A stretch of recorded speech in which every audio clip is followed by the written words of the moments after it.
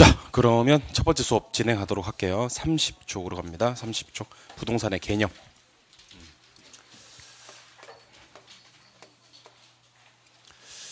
자, 지금부터 이제 우리가 부동산이란 단어에 대해서 살펴보도록 할 건데요. 자, 부동산을 영어로 리얼 이스테이트라고 합니다. 리얼 이스테이트. 그래서 적어도 이제 우리 부동산학 공부를 1년 동안 할 건데 부동산의 영어로 뭔지 몰라서는 곤란하니까 부동산은 영어로 리얼 이스테이트 이렇게 부르고요. 참고로 부동산학 그러면요. 예, 부동산학 그러면 단어는 똑같고요. 대문자로 이제 리얼 이스테이트라고 하시면 돼요. 그래서 어쨌든 리얼 이스테이트는 부동산 또는 부동산학이라는 단어를 의미를 가지고 있습니다. 또 우리나라 부동산학은 역사가 조금 짧아요. 1970년에 처음으로 만들어진 학문이고요. 당시 이제 건국대학교 김영진 교수님이 처음으로 만드신 학문이 부동산학이라는 학문입니다. 지금은 이제 김영진 교수님은 작고하고 안 계십니다. 근데 김영진 교수님이 부동산학을 어떤 학문이라고 얘기를 하셨냐면요. 부동산학은 종합응용과학이다라고 얘기를 하셨어요. 종합응용과학. 여기서 가장 중요한 말은 종합인데요. 어떤 것들을 종합했느냐? 그럼 1970년 이전까지 부동산과 관계되는 학문들을 짬뽕시켜서 만든 학문이 부동산학인데 어떤 학문들을 짬뽕시켰냐면 공법이라든지 사법 같은 거 있어요. 공법, 사법. 그 다음에 경제경영. 그 다음에 건축, 토목. 뭐 이런 것들을 모두 다 짬뽕시켜서 만든 학문이 바로 부동산학이에요. 근데 이걸 갖다가 이제 우리가 세 개 카테고리, 세 개 범주로 이렇게 나눠보면 공법, 사법 같은 경우는 법률적 측면의 학문이다 그래요. 경제 경영은 경제적 측면의 학문이다 그러고 건축, 토목은 기술적 측면 그러기도 하고 이걸 물리적 측면이다라고 그러기도 해요. 그래서 우리는 통상적으로 그냥 법경기라고 얘기를 합니다. 법률적, 경제적, 기술적 측면의 학문들을 짬뽕시켜서 만든 학문이 부동산학이구나. 이때 법률과 경제는 형체가 없다 그래요. 그래서 이걸 갖다가 우리는 무형. 뭐가 없다? 형체가 없다. 눈으로 확인도 안 된다. 무형. 하지만 기술, 물리적 측면은 형체가 있다 그래요. 그래서 이거를 유형. 이걸 세 가지를 합쳐서 우리는 복합 개념이라고 불러요. 그래서 앞으로 제가 여러분들한테 복합 개념 이렇게 얘기를 하면 이 복합 개념은 3대 측면으로 표현할 수도 있어야 되고요. 2대 측면으로 표현할 수도 있어야 됩니다. 복합 개념을 3대 측면으로 표현하면 법경기 하시면 되고요. 이걸 2대 측면으로 표현하면 법률과 경제는 형체가 없으니까 무형. 기술, 물리적 측면의 형체가 있으니까 유형, 유무형적 측면의 학문이다. 그러셔도 됩니다. 그래서 부동산학이라는 학문 자체가 복합 개념의 학문이기 때문에 부동산을 다룰 때도 복합 개념으로 봐요. 그래서 앞으로 제가 제목을 이렇게 달 거예요. 자, 보세요. 복합 개념의 부동산 그럴 거예요. 복합 개념의 부동산. 자, 그러면 이제 천천히 한번 정리해 봅시다. 복합 개념의 부동산을 3대 측면으로 표현하면 법률적, 경제적, 기술적 측면. 참고로 기술적 측면의 시험에 나올 때 어떻게 나오기도 한다. 물리적 측면 이렇게 나오기도 한다 그랬죠. 그리고 법률과 경제는 형체가 없기 때문에 뭐 무형, 기술적 측면 형체가 있기 때문에 뭐 유형 이렇게 보는 겁니다. 그렇다면 자, 법률적 관점에서 바라보는 부동산은 어떤 것들이 있냐면 협의의 부동산이라는 것과 광의의 부동산이라는 게 있어요.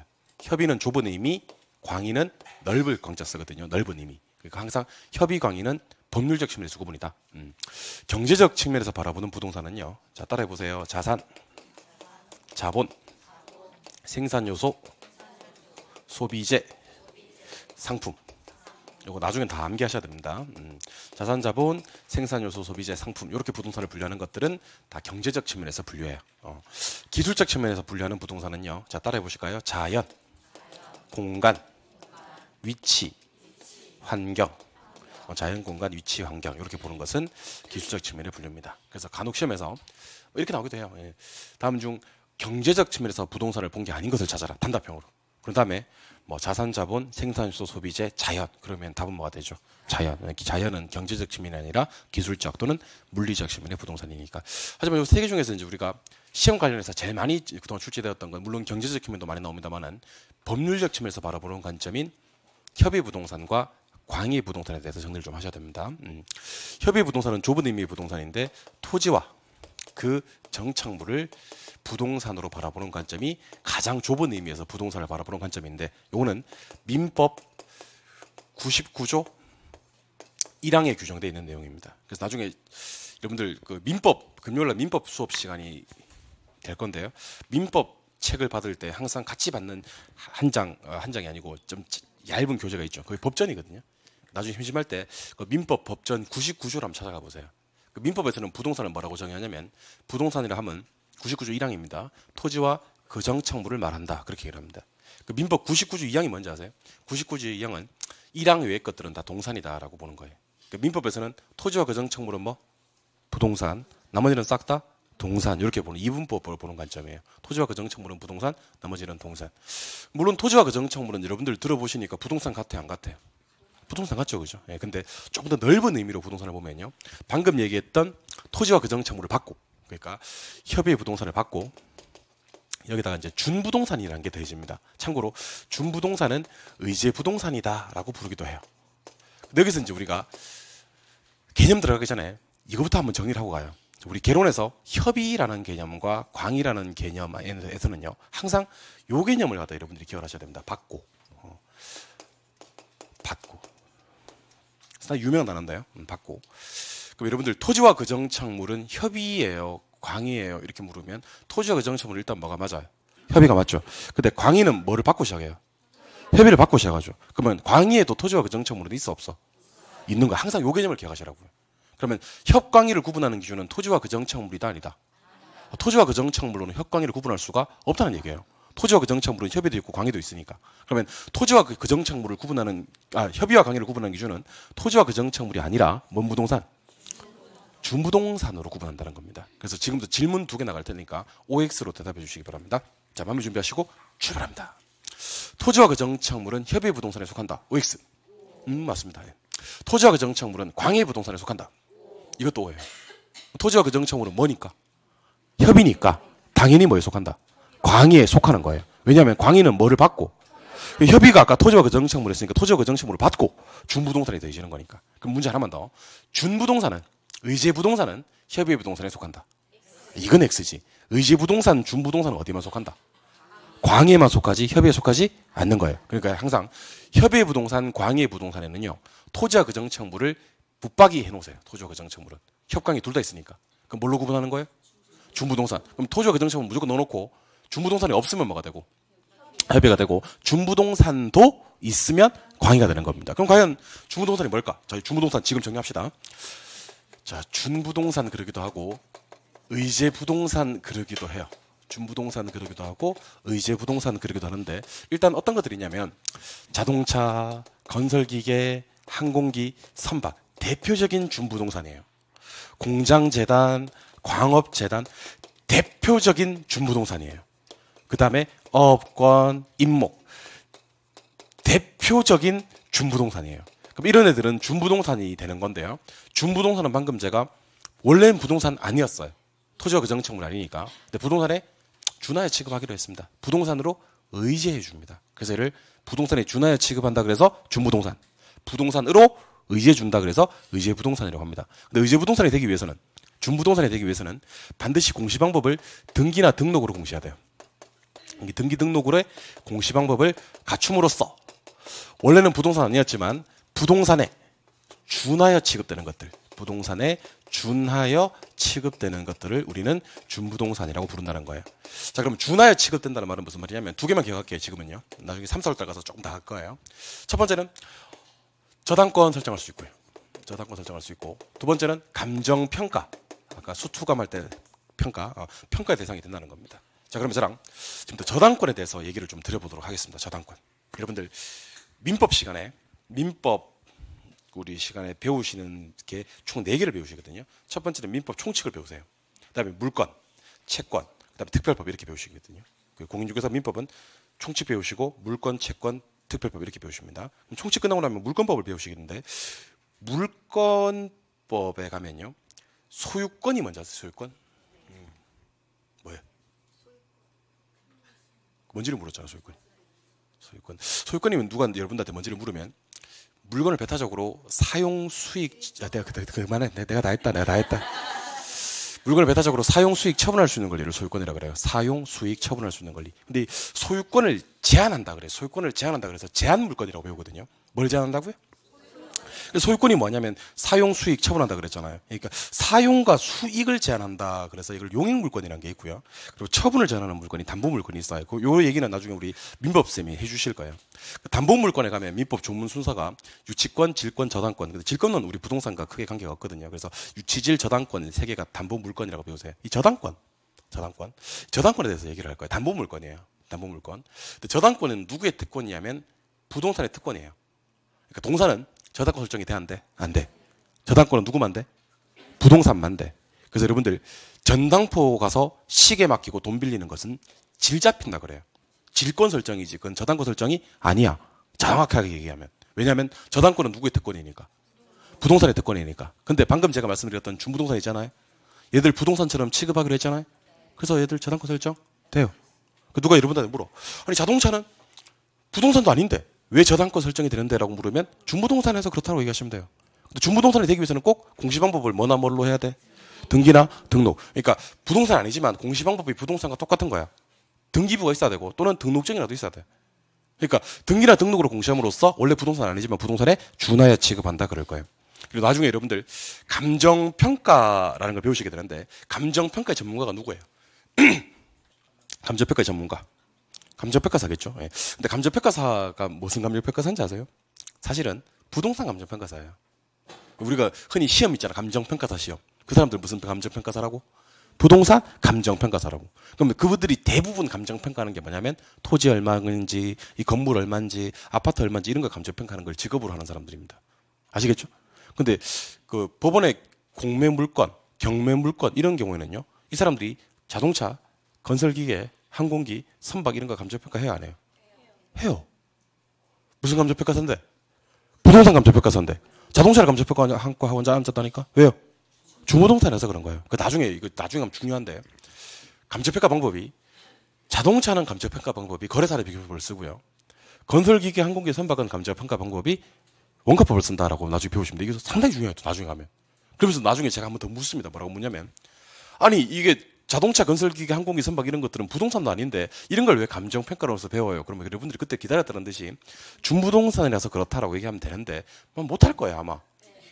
못하겠지. 그럼 한 번 더 하면 되지 내가. 그러니까 자동차, 건설기계, 항공기, 선박도 감정평가에 대상이 된다 안 된다? 된다? 왜 된다? 그럼 이걸 갖다가 자꾸 보면 여러분들 자꾸 보면 안 좋아. 그래서 싹 지워버릴 거야 내가. 싹 지워버리고 준부동산 3종이 있는데요. 자 이렇게 암기하세요. 자 따라해봐요. 기계, 재단, 기타. 그래서 준부동산을 암기하는 방법은 자동차, 건설기계, 항공기, 선박, 공장재단, 강업재단, 어권, 임목 이렇게 암기하는 건 올바른 공부방법이 아니세요. 그냥 기계재단, 기타, 기계재단, 기타 하시면 돼요. 뭐 있다고요? 기계, 재단, 기타. 그럼 자 이거 다 지워버릴 거예요.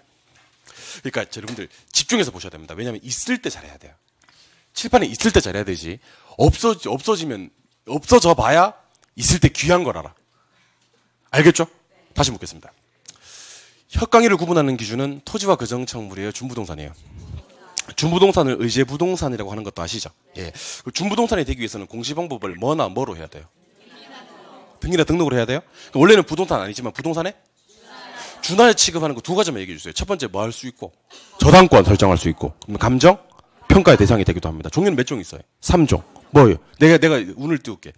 자동차, 건설기계, 항공기, 선박까지는 좋습니다. 공장재단, 광업재단까지는 어권, 임목은 이렇게 대답만 할 수 있으면 돼요. 달달 외우는 게 아니고 이렇게 대답만 할 수 있으면 됩니다. 다시 복합개념의 부동산은 법률적 측면, 경제적 측면, 기술적 측면의 부동산을 말하는 건데요. 법률적 측면으로 부동산을 봤을 때는 협의와 강의로 구분할 수가 있습니다. 토지와 거정청물은 협의에 속해요? 강의에 속해요? 둘 다에 속해요. 그럼 이걸로는 협강의로 구분할 수는 없고 뭘로 구분해야 돼요? 준부동산은 공시방법을 뭐나 뭐로 해야 돼? 그 원래는 부동산 아니지만 부동산에 준하에 취급한 두 개만 기억합시다. 첫 번째 뭐 설정할 수 있고 무엇의 대상이 된다? 감정평가의 대상이 된다. 종류는 세 가지가 있는데 뭐가 있어요? 기계, 재단, 기타. 이제 자동차, 건설기계, 항공기, 선박의 기계, 공장재단, 강업재단의 재단, 어권, 임목의 기타 이런 애들을 준부동산이라고 합니다. 정리됐죠? 예, 정리되고 넘어가면 돼. 막 외우고 그런 거 아니에요. 두 번째, 경제적 측면의 부동산에는요. 자산, 자본, 생산요소, 소비재, 상품이 있는데요. 자, 셰프 잘 보세요. 셰프 잘 보세요. 여러분들 그 자산이요. 자산이 무엇과 무엇의 합인지 아세요? 자본과 부채의 합이에요. 자본과 부채 합이에요. 자본과 부채 합. 그럼 느낌 왔겠지. 자본은 내 거, 남의 거. 내 걸 자본이라 그래요. 이걸 뭐라고 하게 되냐면 지분이라고 하게 돼요. 심지어 자기 자본이라고 하게 돼요. 그러니까 자기 자본, 지분, 자본은 같은 말입니다. 그 나중에 저한테 어떤 걸 배우실 거냐면 지분 수익률 구하는 공식을 배울 거예요. 지분 수익률은 내 돈 수익 이자 이렇게 배울 거거든요. 내 돈 수익 이자. 여러분들 봐봐요. 지금 그 1월 달에 처음 지금 수업 들으시는 분들은 잘 모르시겠지만 작년 11월 달에 개강을 해서 우리는 벌써 한 2달 정도로 수업을 했어요. 그래서 작년 11월 인문과정에 수업에 참석하셨던 분들은 벌써 실력이 상당 수준으로 와 있어요. 가만히 있어. 가만히 있어. 안 물을게. 가만히 있어. 그러니까 지금 1월 달에 처음 오시는 분들은요. 이분들하고 보조를 맞추기 위해서는 몇 배 노력을 하셔야 됩니다. 지금 이분들 지금 당장 시험장 들어가고 싶어서 안달이 나 있는데 내가 말리느라고 혼나요. 지금 혼났어요.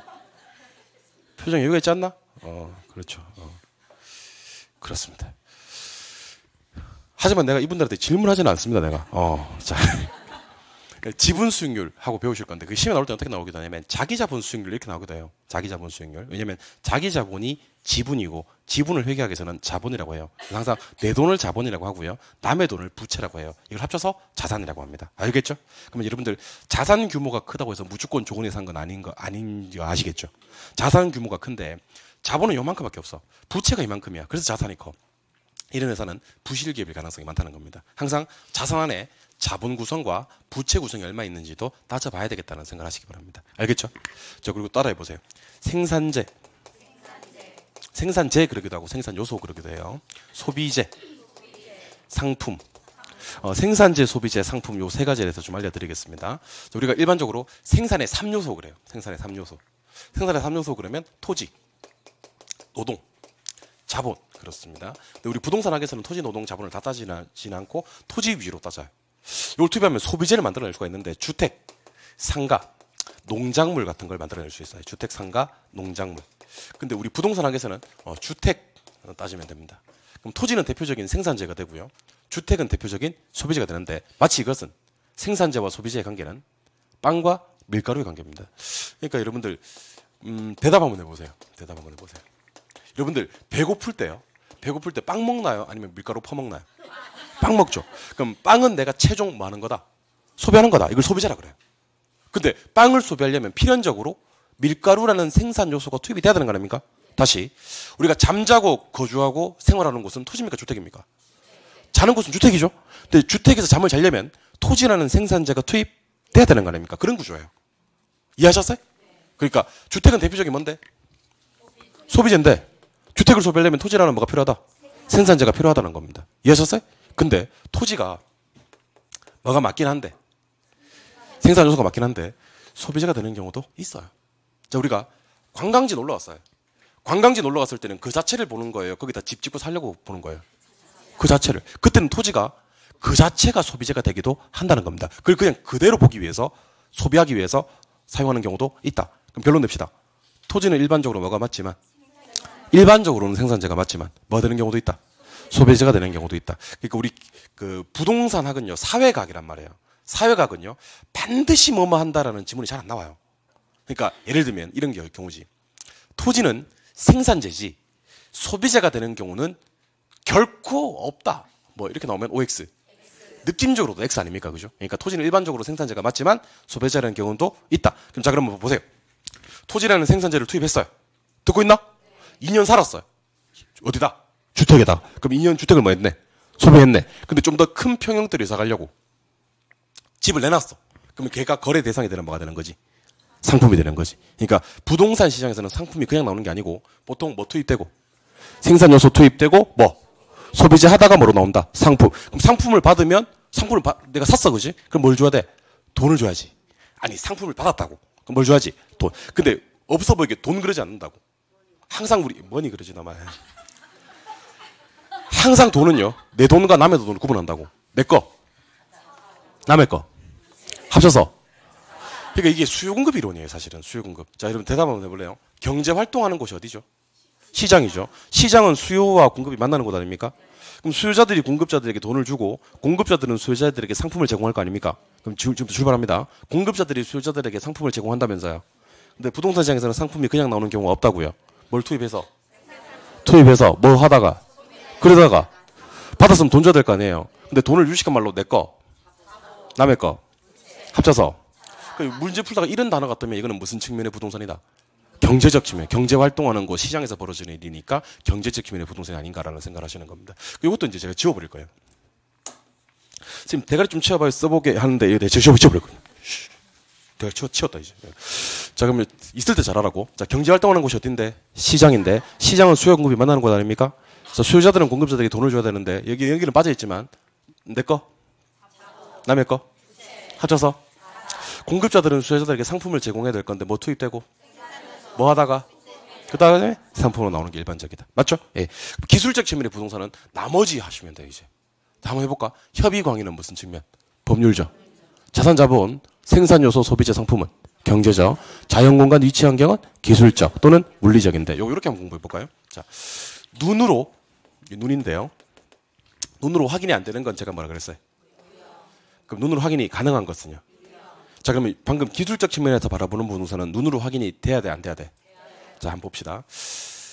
위치가 좋다, 나쁘다. 이거 눈으로 확인이 돼야 안 돼? 그건 눈으로만 확인이 돼요, 사실은. 3층짜리다, 7층짜리다, 10층짜리다, 공간 덩어리. 눈으로 확인이 되는 거죠. 예. 자연 환경이 어떻다. 이런 거 눈으로 확인이 되는 거 맞죠? 그래서 여러분들 느낌에 눈으로 확인이 되는 자연, 뭐 공간, 위치, 환경 이런 것들은 무슨 측면? 기술적, 물리적 측면의 부동산이 됩니다. 무슨 말인지 알겠죠? 예. 그럼 당연히 아까 말씀드렸듯이 시험에 어떻게 나오냐면 다음 중 경제적 측면의 부동산이 아닌 것 이렇게 나오는 거예요. 지금은 보고 있으니까 안 헷갈리지만 심장이 딱 가시면 이렇게 나온다니까. 1번 자산, 2번 자본, 3번 자연, 4번 생산요소, 5번 소비재. 정답은 3번 자연이 되는 거지. 근데 지금은 모르겠지만 심장에 들어가시면 자산, 자본, 자연 나오면 엄청 자연스러워요. 자산, 자본, 자연, 생산요소, 소비재 상품 뜨면.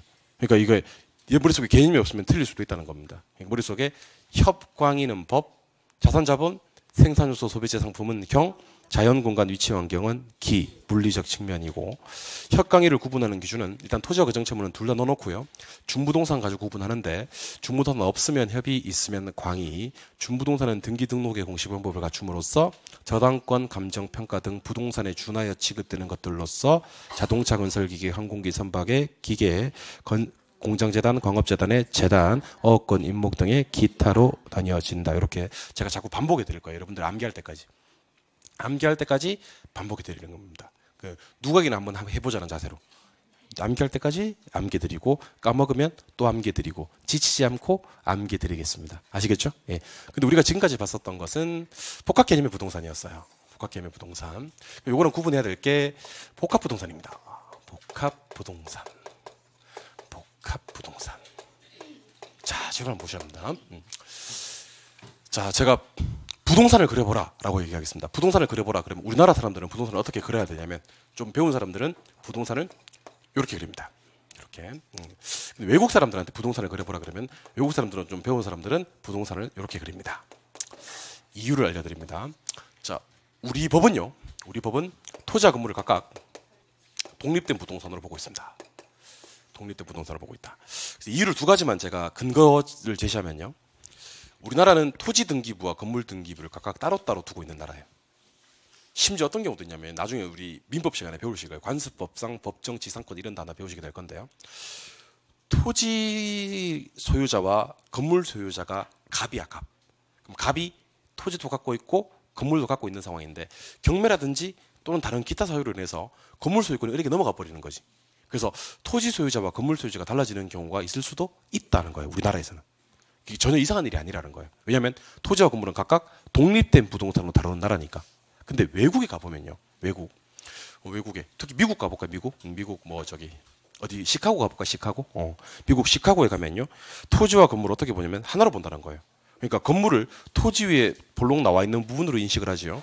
토지와 건물을 따로따로 보지 않는다는 겁니다. 그러면 토지는 스미스가 갖고 있고 건물은 브라운이 갖고 있고 그런 경우가 있을 수 있다 없다? 없다는 겁니다. 왜냐하면 외국에는 토지와 건물을 원래 일체로 보니까.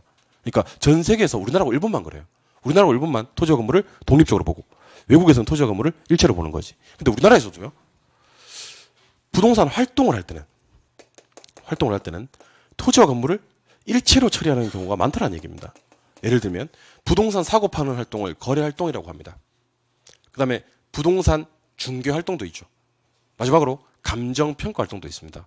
그럼 중개업자한테 내 집 좀 팔아주세요. 그러면 중개업자가 깜짝 놀라면서 뭐 집만 파시게 땅은 안 파시게 그러지 않는다는 거예요. 통상 토지와 건물을 같이 거래하고 같이 중개하고 같이 평가하는 게 일반적이라는 얘기입니다. 그래서 토지와 건물을 함께 부르는 이름이 우리에게는 필요하다는 거예요. 왜냐하면 우리나라는 부동산 그러면 토지와 건물이 어떻게 되는가? 독립적이니까 따로따로니까. 그래서 토지와 건물을 함께 부르는 이름을 우리는 복합부동산이라고 얘기를 해요. 복합부동산. 그래서 지금 이 시간부터는요. 제 입에서 부동산 그러면 토지 건물 어떻게? 독립. 아시겠죠? 복합부동산 해야 토지와 건물을 일체. 근데 법에서는 우리 토지와 건물을 독립으로 본다. 일체로 본다. 독립으로 본다. 부동산 뭐 할 때? 활동할 때 한 번에 일체로 다루는 개념이 있으니 걔를 무슨 부동산이라 한다? 복합부동산이라 한다. 외국에서는 굳이 복합부동산 할 필요는 없겠네요. 그죠? 원래 토지와 건물은 뭐니까? 하나니까. 근데 우리나라에서는 법적으로 토지와 건물을 어떻게 보니까? 독립적으로 보니까 이걸 일체로 보는 개념이 복합부동산이 되는 겁니다. 자, 그럼 아까 복합 개념의 부동산이 있었나요? 지금 복합부동산이 있었나요? 구분하셔야 돼요. 그러니까 법률적, 경제적, 기술적 측면의 부동산은 복합부동산이 아니에요. 복합 개념의 부동산이고 토지와 건물을 일체로 처리하는 게 복합부동산입니다. 아시겠죠? 객관식 시험이다 보니까 이런 말장난도 대비하셔야 돼요. 다시 토지 건물을 하나로 보겠어. 이거 뭐야? 복합부동산. 법률적, 경제적, 기술적 측면의 부동산을 한 번에 합쳐서 복합. 참고로 이건 시험에 나오는 건 아닌데 복합 건물이라는 것도 있어요. 복합 건물. 자, 10번 보세요. 복합 건물은 건물이 하나 있어요. 건물이 하나 있는데 일단 여러분들 복합 건물이 되기 위해서는요. 반드시 주거용은 있어야 돼요. 뭐 있어야 돼? 주거용 없이는 복합 건물이라고 하지 않는다는 얘기예요. 그래서 여러분들 아마 상공 복합 건물 못 들어보셨을 거예요. 왜냐하면 상공 복합 건물은 복합 건물이 아니거든요. 주거용이 꼭 있어야 되거든. 주거용이 있어야 돼. 그럼 여러분들 주공 복합 건물 들어보신 적 있어요? 없겠지. 선생님 나 들어봤는데 하시는 분들은 주공 복합 건물이 아니고 주공 아파트일 거예요. 그 주공 아파트. 그건 주택공사의 줄임말이고 주공 복합 건물은 주거용도와 공업용도가 하나의 건물에 있는 경우인데 주거용도와 공업용도는요. 하나의 건물에 있기에는 어울리는 이용이 아니라고 봐요. 주거용도와 공업용도는. 그러면 주거용도와 상업용도는 하나의 건물에서 이용되기에 어울려요? 어울려요. 왜 어울리냐면 보세요. 얘들은 얘가 있으면 편리하겠지. 그리고 얘들은 얘가 있으면 수익을 창출할 수가 있겠지. 그래서 주상복합 건물이 일반적이에요. 복합 건물은 그냥 하나밖에 없어. 무슨 복합? 주상복합. 주상복합 건물밖에 없다. 이렇게 보시면 됩니다. 자, 그럼 우리가 단어를 몇 개 배우셨냐면 지금 방금 벌써 3개나 배우셨어요. 자, 일로 오세요. 그 수업 듣는 방법은요. 요렇게 그냥 들으시면 돼요. 이렇게 들으시면 됩니다. 이렇게 들으시면 되고 필기를 안 하셔도 됩니다. 필기를 안 하셔도 돼요. 필기는 전혀 안 하셔도 됩니다. 근데 혹시 하겠다면 말리진 않겠습니다. 재작년에 그 어디 앉아 계셨던 분이지? 재작년에 여기 앉으셨던 분인가 여기 앉으셨던 분인가 모르겠는데 진짜 재작년에는 제가 필기를 못 하겠어요. 하지 마 그랬어요. 근데 몰래 했어요. 그렇게 필기를 많이 했어요. 그러니까 수업을 안 듣고 맨날 필기만 했어요. 필기만. 합격했겠으면 어떻겠어요? 했어요. 그 이후로는 합격하더라고. 고득점을 합격하더라고. 그래가지고 그 이후로는 필기를 해도 지랄하지 않도록 하기로 했어요. 다들 합격하는 방법은 다양하구나라는 생각을 했어요. 합격하는 방법은 다양하지 내가 내 고집을 하지 않기로 했어요. 원래는 필기를 안 해도 합격할 수 있거든요. 수업만 열심히 집중해서 수업만 듣고 있어도 합격할 수 있는데 필기를 그렇게 하더니 합격을 했어요. 몰라요. 내 내심은 떨어지길 바랬는지도 몰라요. 근데 고득점으로 합격을 했더라고. 나한테 막 합격 나서 그렇게 지랄하더라고 나한테. 쌤 봐요. 그렇게 필기를 못하게 하더니만 내 필기도 합격했잖아요. 그러더라고. 내가 뭐라 했겠어요?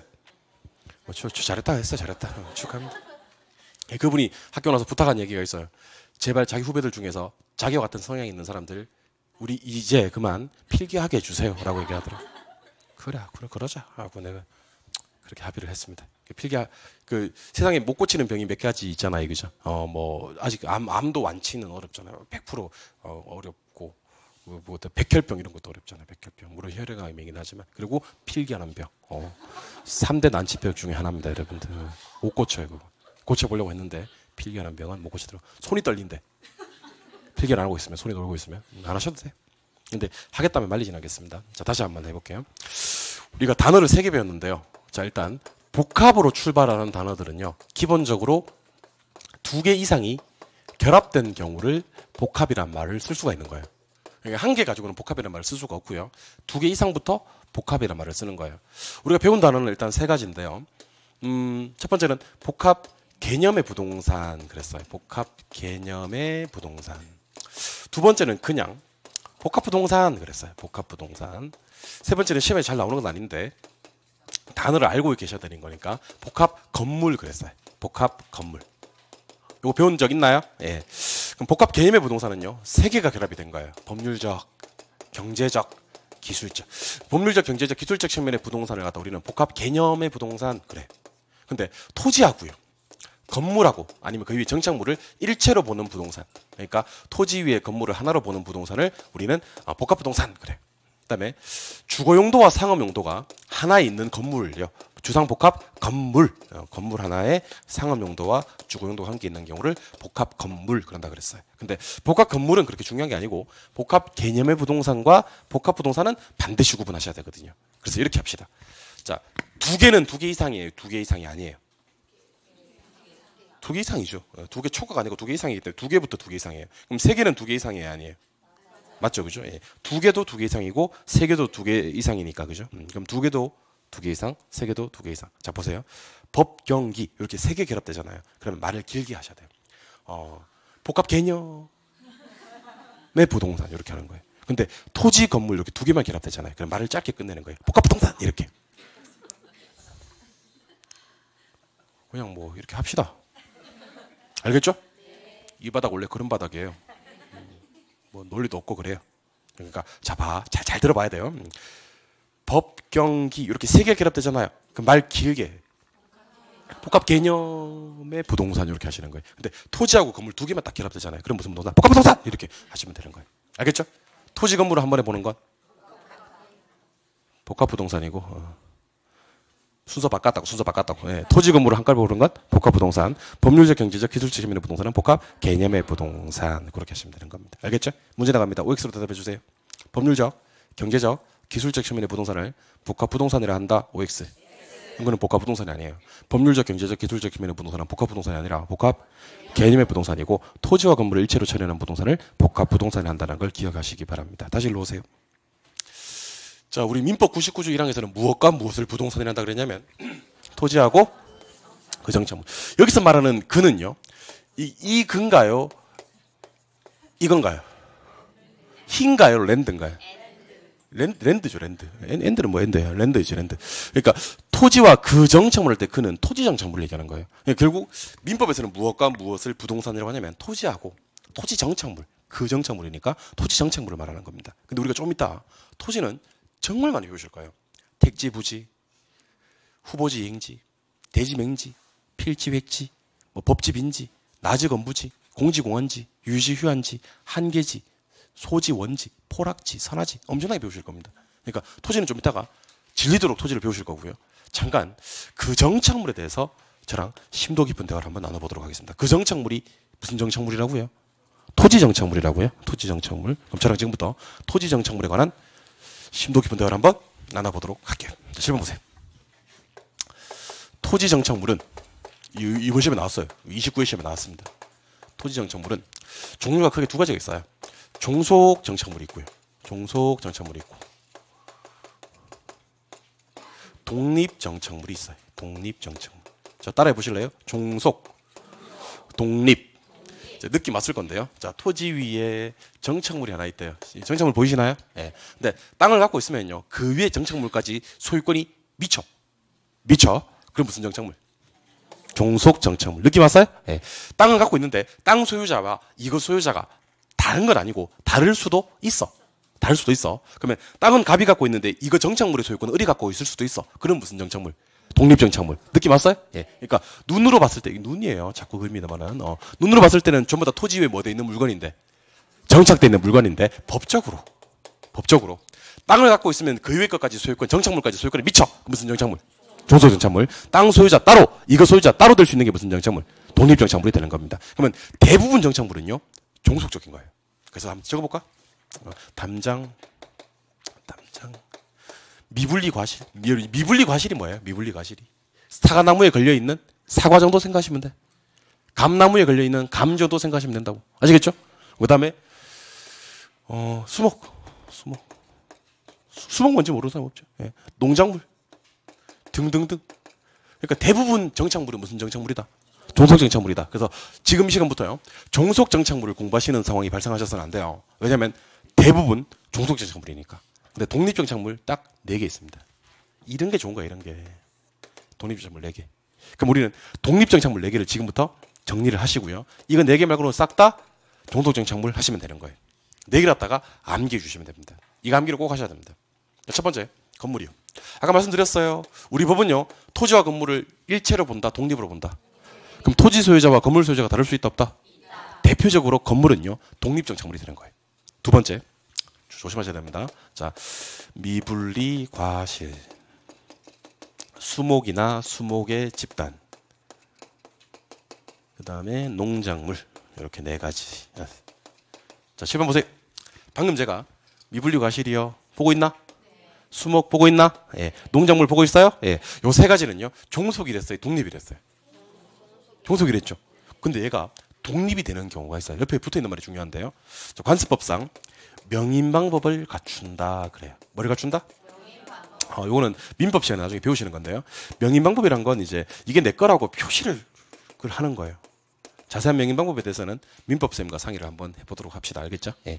그 명인방법. 그러니까 요 미분리 과실 주변으로요. 자꾸 이게 내 거라고 표시를 막 명인방법을 갖추었어요. 갖추는 순간 독립이 되어버리게 돼요. 수목도요. 원래는 뭐가 맞는데? 종속이 맞는데 수목 주변으로 명인방법을 갖추는 순간 독립이 되었기도 해요. 하나 더 할까요? 등기요. 등기. 자, 우리 아까 준부동산 배웠던 거 기억납니까? 준부동산에는 기계 종류가 있었고 재단 종류가 있었고 기타가 있었는데 기타의 어업권하고 임목이 있었습니다. 기억나십니까? 예. 그러니까 수목을 등기해 버릴 수 있어요. 얘는 뭐가 되기 때문에 준부동산이 되기 때문에. 근데 등기한 수목은 절대로 수목이라고 하질 않아요. 임목이라 그래요. 그러니까 이렇게 생각하시면 되겠네. 미분리 과실은 명인방법만 갖출 수 있어요. 알겠죠?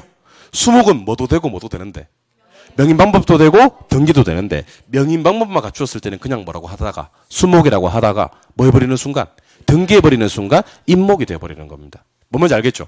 그러는 순간 토지 소유자와 이거 소유자가 달라질 수 있다는 겁니다. 마지막에 농작물은요.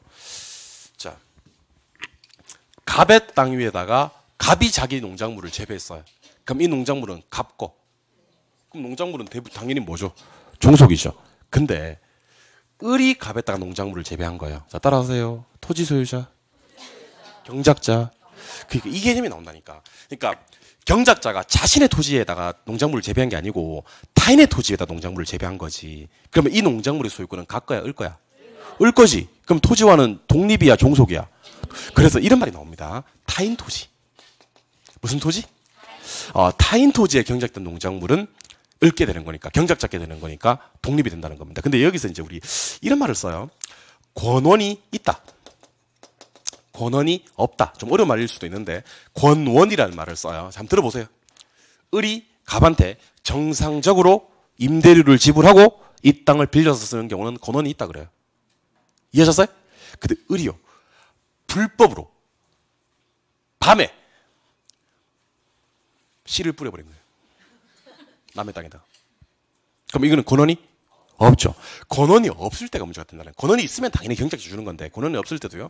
성숙되기만 하면 농작물의 소유권을 경작자에게 주는 게 민법 판례 태도입니다. 이거는 이제 우리 나중에 배우실 건데 자꾸 민법적인 얘기라서. 근데 결혼 시험에도 나오기 때문에 말씀드리는 거예요. 우리 민법은 권리 위에 잠자는 자 보호하지 않는다 그래요. 그러니까 아무리 남의 땅이라도요. 농작물이 성숙할 때까지 토지 소유자가 자신의 토지 소유권을 주장하지 않으면, 그리고 갑자기 이제 성숙 단계에서 수확만 하면 되는 단계에서 갑자기 짜잔하고 토지 소유가 나타나서 이건 내 거, 그럴 수는 없다는 거지. 물론 씨를 뿌리고 있는데 너 남의 땅에 뭐 하는 짓이야, 나가. 그럼 어떻게 해야 돼요? 당연히 나와야 되죠.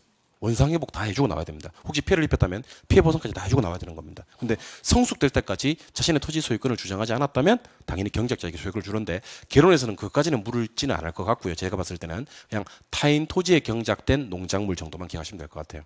이것도 제가 머리로 요걸 가릴 테니까, 여러분 요거 4개를 한번 같이 한번 외워보실까요? 여러분 싫어요?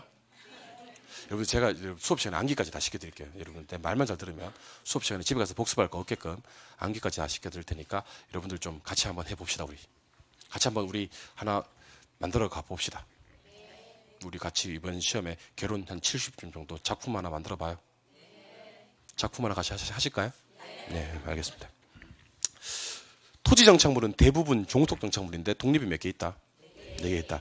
건물만 그냥 생으로 건물 해도 돼요.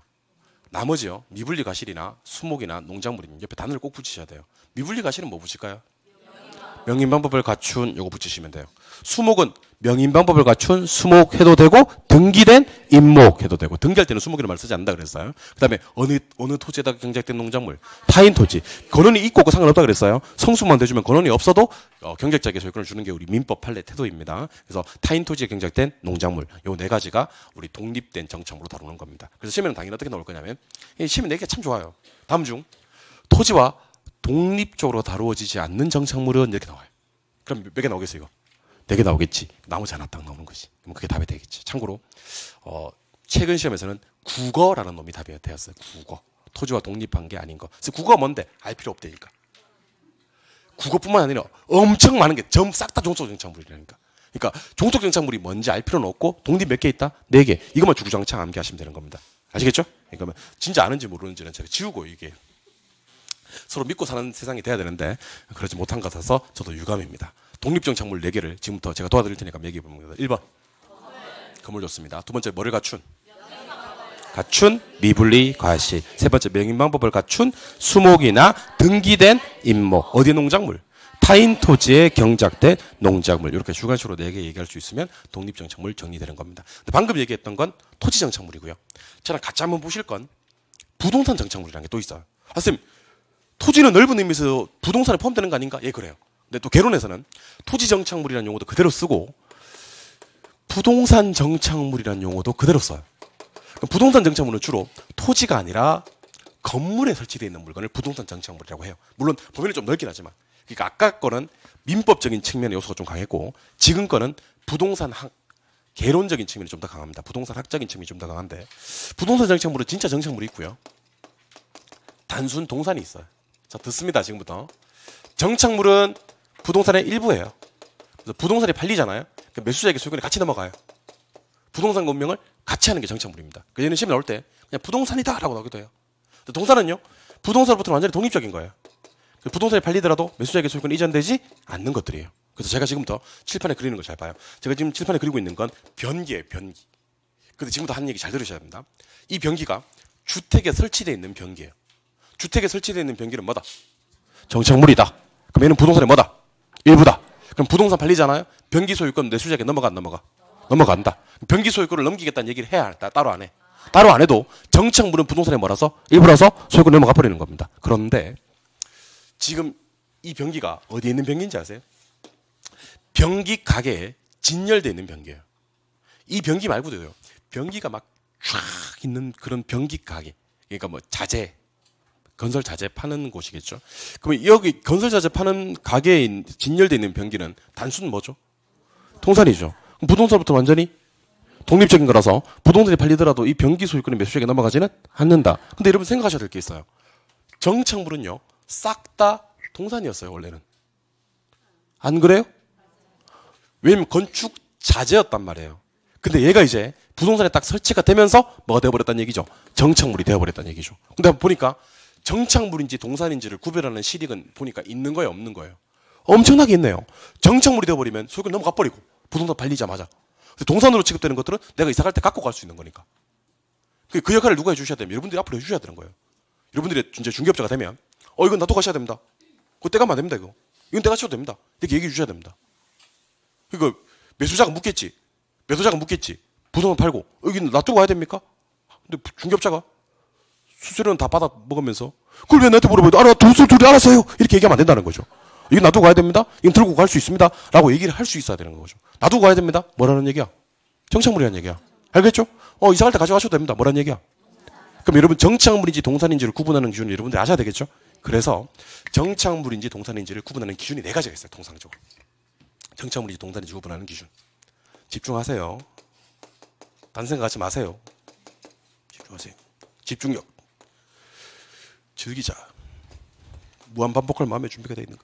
자, 구분 기준은 첫 번째 부착, 두 번째는 성격, 세 번째는 의도, 네 번째는 관계입니다. 자, 그래서 정착물인지 아닌지를 구분하는 기준은 부착, 성격, 의도, 관계 이렇게 얘기합니다. 부착, 성격, 의도, 관계 시작.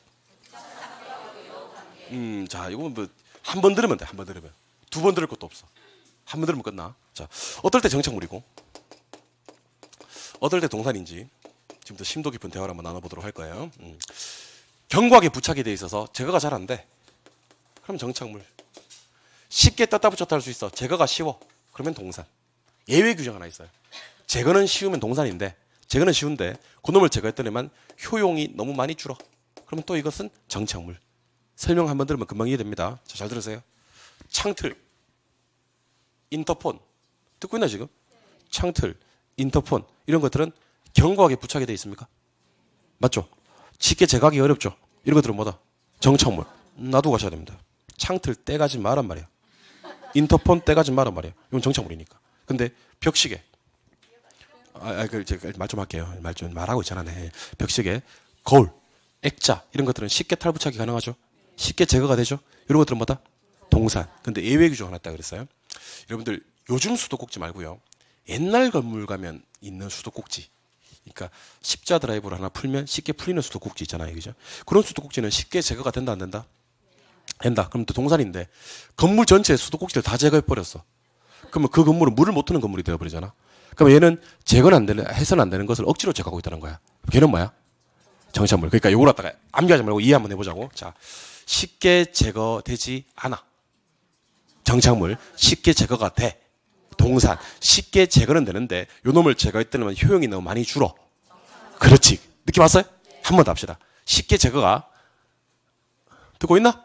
네. 자, 쉽게 제거가 돼. 동산. 쉽게 제거가 안 돼. 쉽게 제거는 되는데 그놈을 제거했더니 효용이 너무 많이 줄어. 그럼 요거 심리할 때 그대로 적용하시면 되고요. 두 번째. 성격상 정착물이 있어요. 처음부터 그 부동산의 위치나 용도에 맞도록 특별 제작이 된 건 정착물. 위치나 용도에 맞도록 특별 제작이 되지 않은 건 동산이 되는 거예요. 무슨 말이냐면 여러분들 책상이나 의자는 통상적으로 정착물입니까? 동산입니까? 당연히 동산입니다. 이사 갈 때 가져가시면 됩니다. 그런데 책상 의자 중에서 독서실용 책상 의자 하는 거 있어요. 떠오르는 이미지 있나요? 네. 그다음에 학원용 책상 의자 하는 거 있어요. 떠오르는 이미지 있어요? 이런 놈들은요 성격상 정착물이에요. 그러니까 A라는 독서실 사장님이 B라는 독서실 사장님한테 독서실을 팔았어요. 그럼 어떻게 돼요? 같이 넘어가요. 성격상 정착물이 될 수밖에 없다는 거지. 자, 우리 학원 여러분들 혹시 오늘 처음 보시는 분들은 제가 우리 학원 원장이에요. 알아요? 박수 칠 건 아닌데 뭐 원장이 그럴 수 있지. 원장일 수 있지. 제가 젊은 나이 성공을 해가지고 학원도 하고 하는 거예요. 아시겠죠? 그러니까 뭐 학원 이렇게 하시다가 뭐 불만사항 많이 얘기하지 마세요. 알겠죠? 좋은 것만 얘기하세요. 예. 아무튼 제가 다른 학원 원장님한테 학원을 팔았어요. 이렇게 학원을 팔면 어떻게 돼요? 같이 넘어가는 거예요. 같이 넘어가는 거. 그러니까 학원을 팔았는데 그 학원 원장님이 1월달에 개강하러 와봤더니만 책상 의자 한 개도 없는 거지. 그래서 아니 학원을 팔아놓고 이걸 가져가면 어떡해? 그건 내가 설치한 것이기 때문에 내가 갖다 할 수 없는 거예요. 그러니까 성격상 처음부터 위치나 용도에 맞도록 제작된 건 정착물이고 아니면 동산이다. 사실은 우리 부동산 개론 대학교에서 쓰는 책이 있어요. 그 책에는 뭐라고 돼 있냐면 교회용 책상 의자 이렇게 돼 있어요. 교회용 책상 의자. 교회용 책상 의자 긴 거 있잖아요. 그죠? 그런 게 정착물이라고 돼 있던데 교회는 보통 거래가 잘 안 되잖아요. 일반적으로. 그래서 그런 걸 얘기하기가 좀 이해하기 힘들 것 같아서 제가 부동산학 개론 책에 있는 원래 대학 교재에서 있는 걸 뺐어요. 아니 그건 제 사정이고 그럼 어쨌든 의도가 영구적인 게 있고요. 설치 의도가 일시적인 게 있어요. 여러분들 한번 대답해 보실래요? 이제 대답할 수 있어야 되겠지. 에어컨이나요? 에어컨이나 히터 같은 거 있잖아요. 그죠? 에어컨이나 히터는 정착물일까요? 동산일까요? 이제 느낌 왔죠? 이제 정착물일 수도 있고 동산일 수도 있는 거예요. 이제 이게.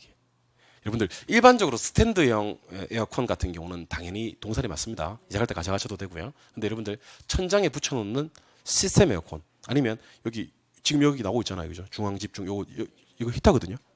이것들은 당연히 뭐가 되는 거죠? 정착물이 되는 거죠. 왜냐하면 설치한 사람한테 물어봤어요. 왜 설치했는데 의도가 뭐냐? 물어봤더니만 나는 그 떼갈 의도가 없는데 영구적인 거야. 그럼 이건 뭐고? 정착물이고. 당연히 내가 떼가야지. 일시적인 거야. 그러면 이건 뭐예요? 동산인 거예요. 제일 중요한 건 관계. 자, 두 사람 사이가 집주인이 있고요. 세입자가 있어요. 근데 지금 이 시간부터는 저한테 집주인, 세입자 그러지 맛이 없어서. 알겠죠? 앞으로 우리 부동산 전문가 되실 분들이 세입자 그러면 안 되는 거예요. 자, 따라해봐요. 임대인, 임차인. 그럼 집주인이 뭐가 되는 거예요? 그 사람이 설치한 물건을 임대인 정착물이라 그래요. 임대인 정착물. 그럼 새 들어 사는 사람이 설치한 물건은 뭐라 그랬어요? 임차인 정착물. 당연히 임대인 정착물은 정착물인데 임차인 정착물은 동산이에요. 중요한 건 뭐냐면 임차인 뒤에도 뭐가 붙어? 정착물이 붙어도 얘는 동산이에요. 뭐가 붙어도? 정착물이 붙어도. 자, 잘 보세요. 오피스텔 주인이 그 오피스텔에다가 뭐 가스레인지도 설치하고요, 냉장고도 설치하고, 물론 붙박이겠지만 뭐 예를 들면 요즘은 다 처음부터 그렇게 해서 나오지만 옛날 오피스텔이라고 칩시다. 뭐 TV도 설치하고 막 그랬어. 그래서 월세도 잘 나오고 그래서 그걸 갖다가 이제 판 거지. 이사할 때 떼가면 돼요, 안 돼요? 안 돼요. 이건 정착물이에요. 근데 새 들어 사는 사람이 그런 걸 설치했단 말이 임차인들이. 이런 것도 당연히 뭐죠? 동산. 근데 중요한 건 임차인 정착물도 끝날 때 뭐로 끝난다는 거? 정착물로 끝난다는 거. 하지만 이것은 정착물에도 동산이다? 동산. 그러면 여기서 중요한 단어는 임대인 정착물, 임차인 정착물에서는 정착물이 중요한 거예요? 임대인, 임차인이 중요한 거예요? 임대인이 설치한 물건은 당연히 정착물이지만 임차인이 설치한 물건은 동산이다. 그런데 정착물을 구분하는 기준 네 가지보다 우선하는 경우가 있어요. 우선하는 경우. 왜냐하면 자, 정착물을 기준하는 기준 제가 지금 알려드렸잖아요. 그죠? 알려드렸는데 정착물을 구분하는 기준보다 우선하는 게 당사자 간의 계약, 합의, 동의. 같은 말이에요. 계약, 합의, 동의. 한번 따라해 볼 수 있을래요? 계약, 합의, 동의. 요거 갖다 우리 전문용어로 뭐라고 하는지 아세요? 전문용어로. 전문용어로는요. 특약이라 그래요. 특약. 특별약정. 특약이라 그래요. 그럼 특약이 있으면 그에 따르는 거예요. 예를 들면 이렇게 얘기하면 해봅시다. 아까 제가 영구적으로 설치한 것은 정착물이고 일시적으로 설치한 건 동산이라 그랬죠. 그 다음에 위치나 용도에 맞도록 제작된 건 정착물이고 아니면 동산이라 그랬죠. 그래서 학원 팔면 책상 의자 같이 넘어간다 그랬잖아요. 근데 내가 팔면서 이런 얘기를 하는 거예요. 특약을 쓰는 거죠. 의자, 책상 의자 5세트는 내가 필요하다. 그래서 올랐다가 빼고 계약을 하자. 특약상에 썼어. 그럼 그거는 내가 가져갈 수 있어 없어? 그럼 당연히 원래는 정착물이지만 가져갈 수 있는 거야. 근데 임차인이 이렇게 얘기를 하는 거야. 내가 설치는 하지만 이사 갈 때 놔두고 가겠습니다. 그 임대인 좋겠어 안 좋겠어? 좋지. 그럼 특이하게 쓰자. 썼어. 그러면 정착물이야 동산이 그때는.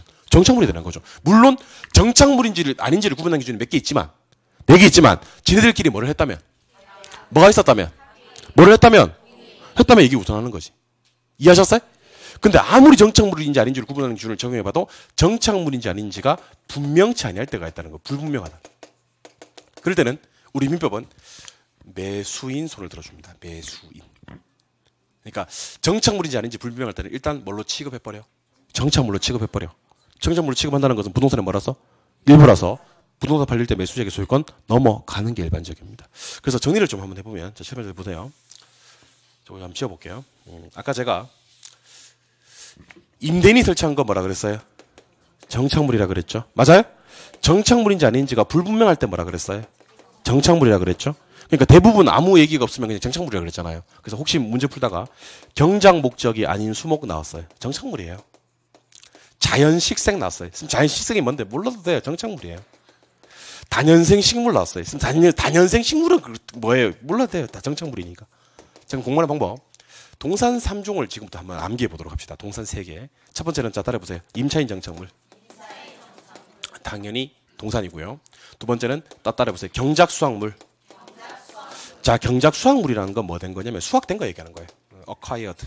이렇게 배워낸 거. 당연히 뭐겠어요? 동산이겠죠. 수확된 거. 수확물. 그 다음에 가식이라고 하기도 하고 이식이라고 하기도 하는데 이런 수목들이 있어요. 가식, 이식. 여러분들 진짜로 심어놓은 나무를 정식이라 그래요. 저 말 잘 쓰진 않는데 정식이라 그래요. 근데 옮겨지기 전에 잠깐 가짜로 심어놓은 나무를 가식이라 그래요. 그리고 옮겨지고 있는 나무는 당연히 이식이라고 하고요. 그럼 가식 중에 있는 수목, 이식 중에 있는 수목 이런 것들은 단순 뭐로 본다? 동산으로 본다는 겁니다. 그래서 여러분들이랑 저랑 동산 3종을 암기하는 게 좋아요. 첫 번째 누가 설치한 물건? 임차인 정착물. 두 번째는 경작, 수확물. 그다음 세 번째는 가식 또는 이식 중에 있는 수목. 그래서 공부 잘하는 사람들은 요 임차인이라는 단어 차. 공부 잘하는 사람들은 수확된 거. 공부 잘하는 사람들은 가식, 이식 이렇게 단어를 세 개를 딱 기억을 합니다. 그래서 임차인, 경작, 수확, 가식, 이식 중에 있는 수목은 동산. 총정리합니다. 잘 보세요. 여러분들 혹시나 싶어서 하는 얘기인데 복합 개념의 부동산과 복합부동산을 구분할 줄 압니까? 법률적, 경제적, 기술적 측면의 부동산은 복합 개념의 부동산이고 토지와 건물을 한 번에 보는 건 복합부동산. 건물 하나에 상업용도와 주거용도가 함께 있으면 복합 건물까지. 법률적 측면에서 바라보는 부동산은 무슨 부동산과 무슨 부동산이 있어요? 협의하고 광의. 둘 다 뭐를 넣어야 돼요? 토지와 그정청물. 뭐가 뭘로 구분합니까? 준부동산. 없으면 협의, 있으면 광의. 준부동산은 등기 등록으로 공시하는 거 맞나요? 부동산에 준하여 취급되기 때문에 뭐 저당권 되고 감정 평가되는데 제가 운을 띄우면 대답해 주세요. 자동차 건설기기 항공기 선박 공정재단 강업재단 어업권 임목 경제적 측면의 부동산은 5개가 있는데 5개를 다 암기하셨으면 좋겠습니다. 일단 돈이 나와야 되는데 내 거 뭐라 그래요? 내 거 남의 거 부채 합치면 부동산 시장에서는 상품이 일단 뭐가 투입돼야 돼? 투입되고 뭐 하다가 이제 하다가 상품으로 나온다 그랬죠. 그래서 자산자본, 생산요소, 소비재 상품은 경제적. 기술적 측면은 눈으로 확인이 가능한 자 따라해보세요. 자연공간, 위치환경. 한 번 더 자연공간, 위치환경. 저 따라 한번 해봅시다. 법, 협의, 광의, 경, 자산자본, 생산요소, 소비재 상품, 기술, 물리, 자연공간, 위치환경. 복합부동산은 토지와 건물을 일체로 보는 부동산 맞나요? 예. 법률적으로 다룰 때입니까? 활동할 때입니까? 활동할 때는 토지와 건물을 일체로 다루는데 그걸 복합부동산이라고 한다 그랬습니다. 토지 정착물은 대부분 종속인데요. 독립이 4개 있다 그랬어요. 자, 제가 도와드릴게요. 독립 4개만 외우고 이 4개 말고는 싹 다 종속인 거야. 알겠죠? 첫 번째는 건물. 두 번째는 명의방법을 갖춘 미분리과실. 명의방법을 갖춘 수목이나 등기된 임모. 타인 토지에 경작된 이렇게 한번 해볼까요? 첫 번째 그냥 명의방법을 갖춘 등기된 타인 토지에 경작된 그렇게 4가지를 기억하시면 됩니다. 부동산 정착물은 대부분 정착물인데요. 동산이 3개가 딱 있어요. 동산 3개. 3종이 있는데요. 첫 번째 누가 설치한 물건?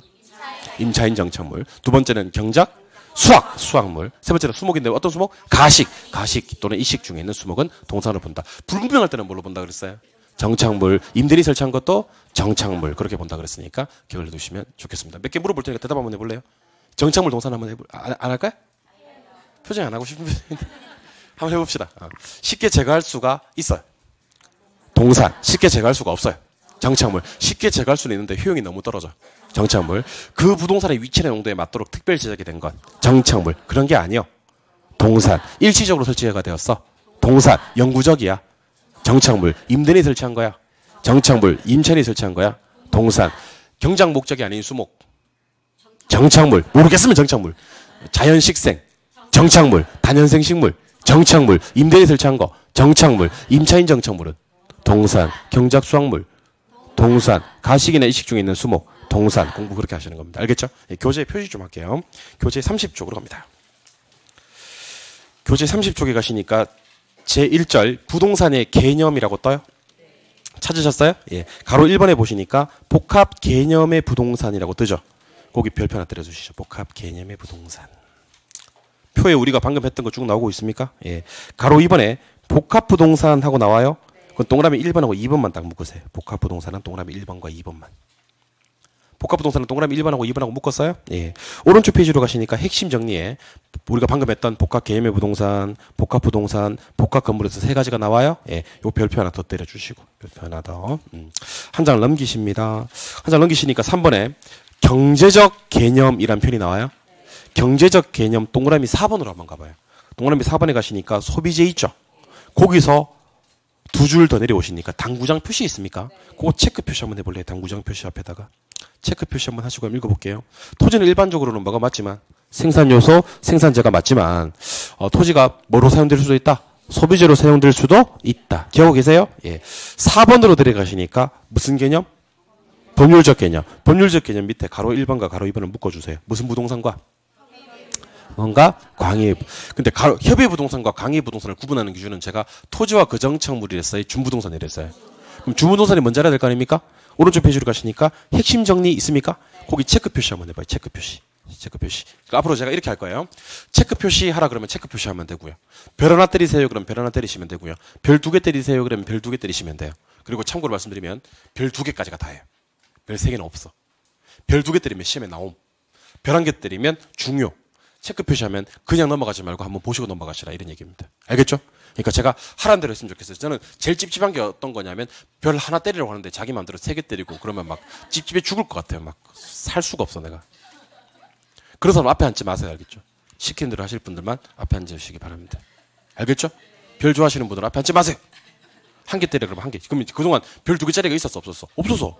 내가 겨우 때린 게 체크 표시가 별 1개밖에 없었어. 알겠죠? 예. 한 장을 또 아니야. 33쪽에 핵심 정리 준부동산 보고 계세요? 거기 여기 핑크색인가요? 핑크색으로 글자 돼 있는 거 한번 읽어보겠습니다. 자, 준부동산은 뭐로? 등기 등록의 공시 방법을 갖춘 거네요. 그리고 부동산에 준하에 취급되는 거네요. 뭐라고 하기도 합니까? 의제 부동산이라고 하기도 합니까? 예. 소유권 저당권의 대상이 됩니까? 감정평가의 대상도 되고요. 심지어 나중에 3, 4월 달에 할 건데 부동산 중개 대상물이 되는 경우도 2개는 있어요. 예. 3월에 보니까 부동산으로 간주하는 준부동산에는 자동차, 건설기계, 항공기, 선박 있습니까? 네. 선박은 20톤 이상만 되는데 20톤 미만은 동산인 거예요. 선박 위에다 썼어요. 선박 위에다가. 기계 썼어요? 예.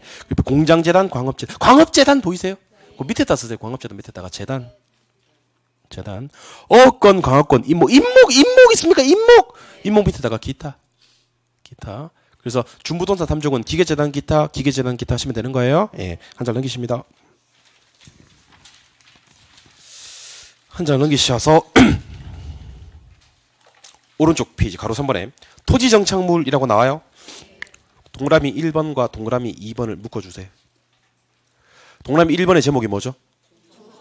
동그라미 2번의 제목이 뭐죠? 우리 어디다 체크할까요?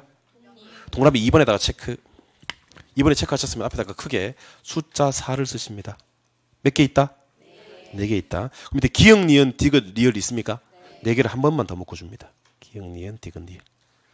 첫 번째 뭐? 두 번째 뭐? 아니죠. 명인방법을 갖춘 때에 미분리 과실 이렇게 해야 되죠. 세 번째는 명인방법을 갖춘 수목이나 소유권 보존 등기를 받은 임목이 됩니다. 임목. 되셨어요? 예. 그다음에 네 번째 뭐요? 농작물인데 정당한 권한에 의해서 타인 토지의 경작 재배한 농작물 그렇게 되어 있습니다. 그렇죠? 예. 근데 제가 정당한 권한이 없다 하더라도 성숙만 되면 소유권 준다 그랬고요. 됐나요? 예. 한 장 넘기십니다. 가로 4번에 부동산 정착물이라고 되어 있나요? 그 밑에 기업과 니은 한번 묶어보세요. 기업과 니은. 부동산 정착물로 취급되면 부동산에 뭐라서? 일부라서 부동산 매매 시에 매수자에게 소유권 이전됩니다. 동산으로 취급되는 것들은 독립이라서 매수자에게 이전되지 않습니다. 근데 그 밑에 보니까 동그라미 2번에 정착물의 구분 기준이라고 보이세요? 체크 표시. 정착물의 구분 기준 체크. 자, 동그라미 좀 쳐드릴게요. 기역으로 가서 부착 동그라미. 니은으로 가서 성격 동그라미.